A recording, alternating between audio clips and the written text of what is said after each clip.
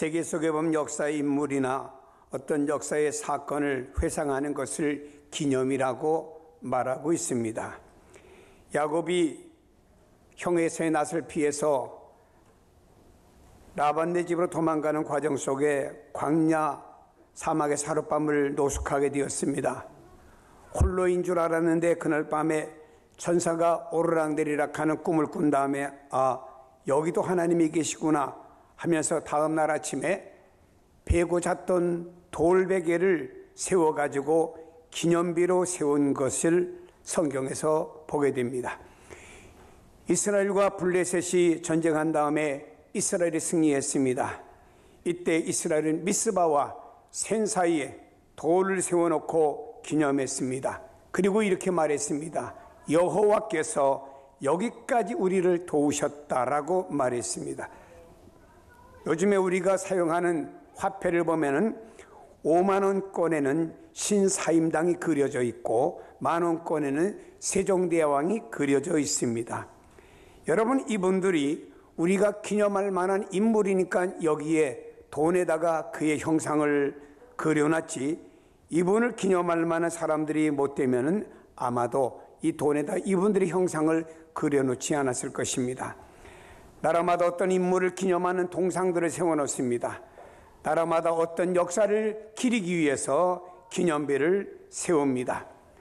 유럽에 보면은 프랑스 파리나 그리고 로마 같은 나라에는 전쟁에서 이기고 돌아온 것을 기념하기 위해서 개선문이라고 하는 기념비를 세운 것을 보게 됩니다. 헝가리라고 하는 나라에 보니까 그 나라의 과거에 침략을 받았을 때 나쁜 지도자들의 어떤 동상이 있던 것을 다 한 곳에다 모아놓고 우리나라에 이렇게 슬펐던 역사가 있었다라고 하는 것을 이렇게 증명하는 기념비가 또 기념하는 인물 상이 있던 것을 보게 되었습니다. 여러분, 오늘 성경에 주님께서는 이렇게 말씀하고 있습니다. 나를 기념하라고 그랬습니다.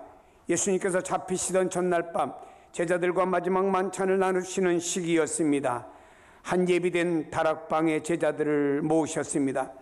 그날 밤이 지나면 예수님께서 십자가에 죽으셔야 되는 것을 알고 계셨던 주님께서는 공생의 3년 동안 예수님과 함께 동고동락했던 제자들에게 귀한 교훈을 주기 위해서 성만찬을 실시하게 된 것입니다.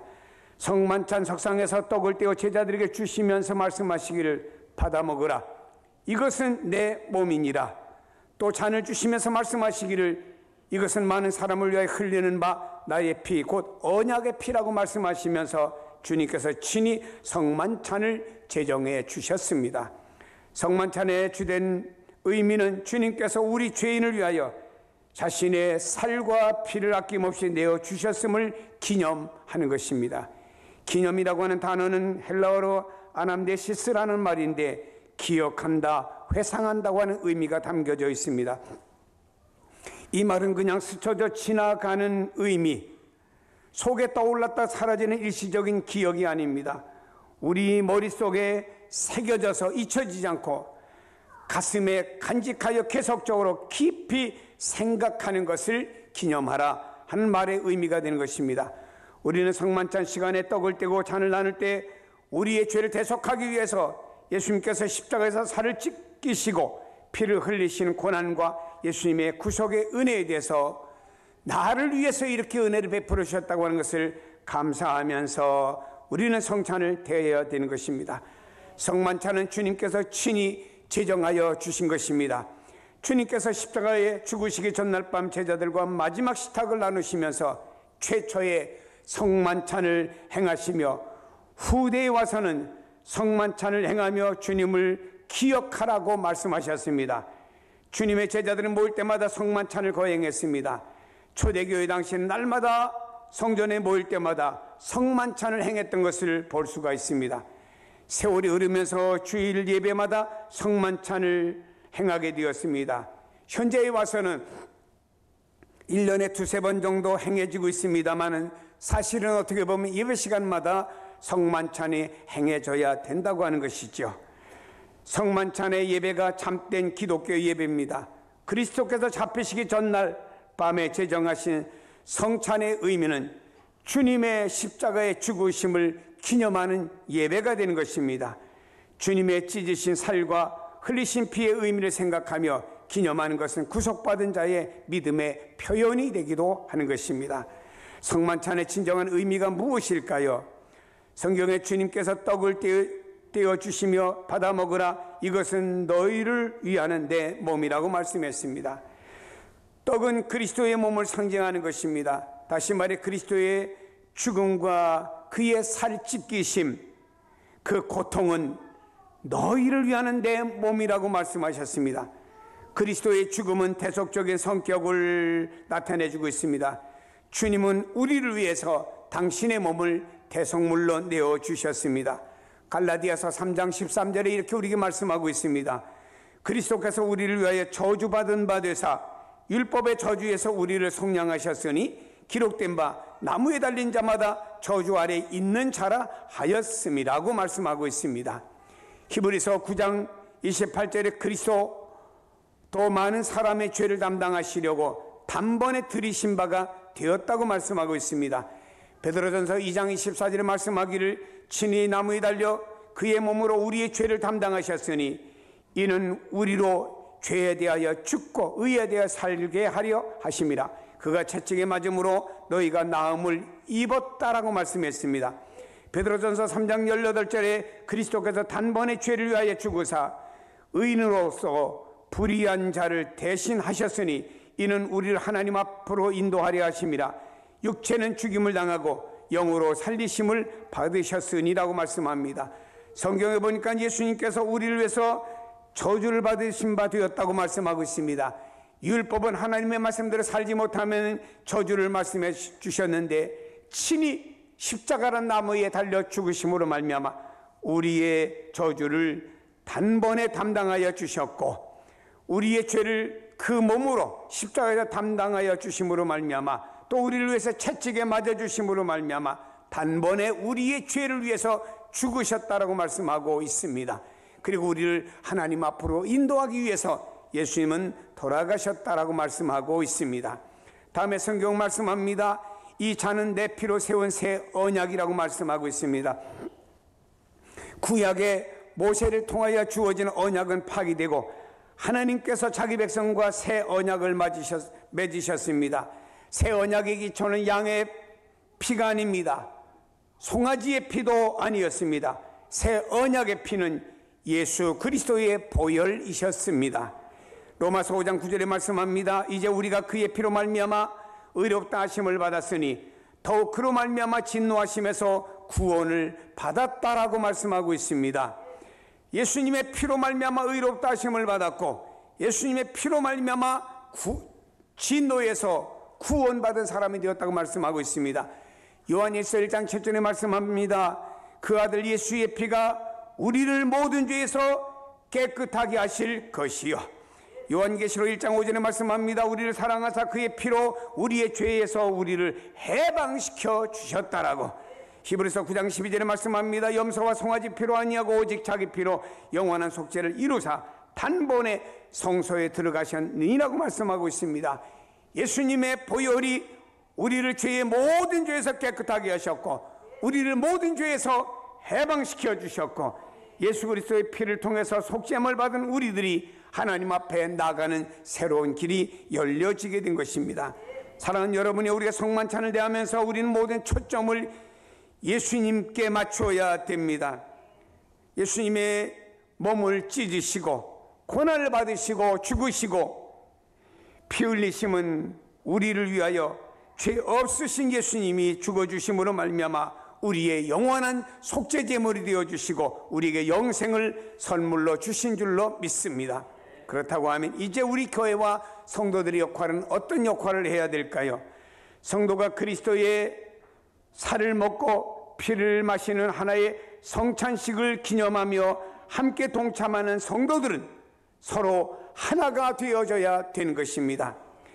나누는 것은 사탄의 역사입니다. 나누게 만드는 것은 사탄으로 말미암아 지금도 많은 성도들 또 교회 속에서 이루어지고 있음을 볼 수 있습니다. 그리스도 안에서 새 사람으로 태어났음으로 말미암아 서로가 사랑으로 하나가 되어져야 됩니다. 고린도 교회는 성찬식을 대하면서 그 안에서 당을 지었습니다. 바울파, 아볼로파, 게바파. 이것은 결과적으로 예배가 예배되지 못하고 하나님을 모독하는 행위가 되는 것입니다. 이제 우리는 성령 안에서 나이가 어떠하든지 간에, 내 직업이 어떠하든지 간에, 내 경제나 또 우리의 삶이 어떠하든지 간에 우리는 그리스도 안에서, 성령 안에서 하나 되는 성도가 되시기를 바랍니다. 한 성찬에 동참하는 것처럼 우리는 그리스도 안에서 하나 되는 성도가 되어서 모두를 사랑할 수 있는 성도로 세워지기를 바랍니다.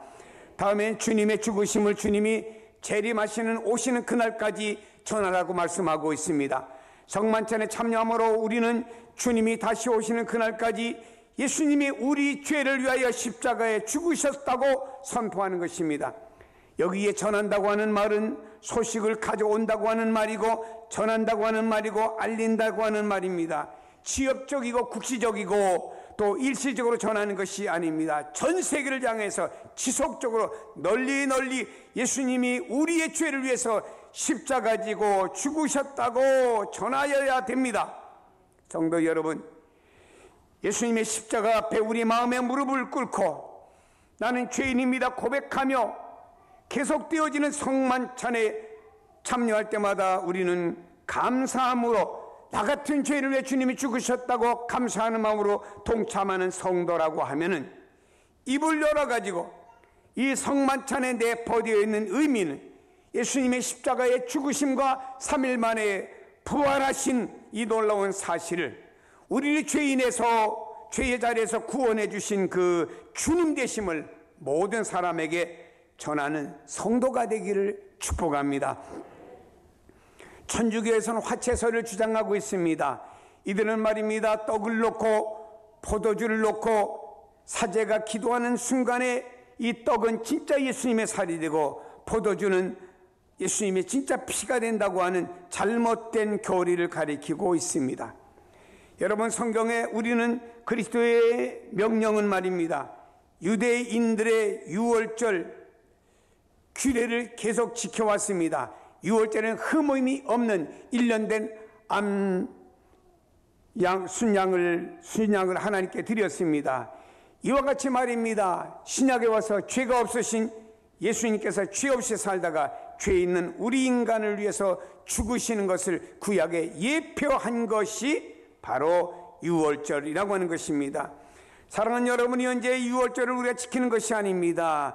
이제 새로움을 우리에게 알려주셨습니다. 새로움을, 그것은 바로 예수 그리스도가 우리의 죄를 위해서 십자가에 죽으심으로 말미암아 우리가 그 안에서 죄 용서함을 받고 3일 만에 부활하심으로 말미암아 그리스도 안에서 살아나서 우리가 하나님 앞에 나가는 길이 생겼고, 누구든지 예수가 진리고 예수가 길이고 예수가 생명이기 때문에 예수를 통하여 하나님 앞에 나가 영생을 얻고 하나님의 자녀가 되는 권세를 얻게 된 줄로 믿습니다. 누구에게? 예수님의 십자가와 부활을 믿는 사람에게 주시는 선물인 줄로 믿습니다. 성만찬의 의미를 묵상하면서 주님이 다시 이 땅에 재림하신 그날까지 예수님의 이 성만찬을 전하시며, 또 우리는 모든 사람에게 주님의 죽으심의 의미를 모든 사람에게 전할 수 있는 성도로 세움받기를 주님의 이름으로 축원합니다. 기도하십니다. 우리 주님께서